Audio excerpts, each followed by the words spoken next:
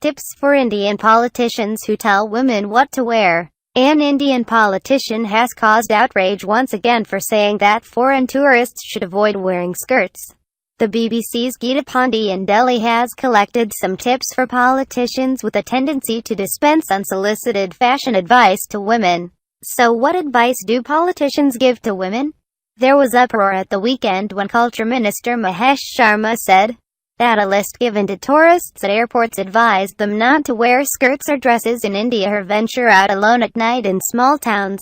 Sadly, he is not the first, and he certainly won't be the last to deliver such advice to women on how to keep themselves safe and avoid rape. Time and again, ministers, politicians and other influential community leaders have been telling women and girls not to wear jeans, short skirts, dresses or shorts. Women have also been told not to go out after dark, date, be friends with boys, or even use mobile phones. Here's a list of recent offenders. Samajwadi Party leader Abu Azmi said scantily clad women attracted male attention and that rape cases were on the rise due to women wearing less clothes. Mohan Bhagwat, chief of the right-wing Hindu Rashtriya Swayamsevak Sangh, which is the ideological mentor of India's ruling Bharatiya Janata Party, said rapes were an urban crime shaped by westernization, and were not happening in rural India where traditional values were upheld. A female politician, Asha Murji, caused outrage for saying that rapes take place also because of a woman's clothes, her behavior and her being at inappropriate places. Why does political language matter? Since the brutal gang rape and murder of a 23-year-old student on a bus in December 2012 in Delhi, there is much more scrutiny within India, and globally, of what influential people and opinion makers say about violence against women.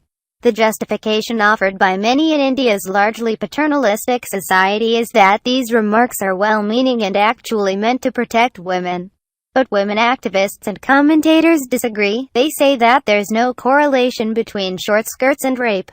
It's very, very important that these politicians stop telling women what sort of clothes to wear or what not to wear. Swati Maliwal, chief of Delhi Commission for Women, told the BBC, "It's time they stop trivializing issues like rape and sexual harassment and do something constructive to address these serious problems." Some tips for politicians.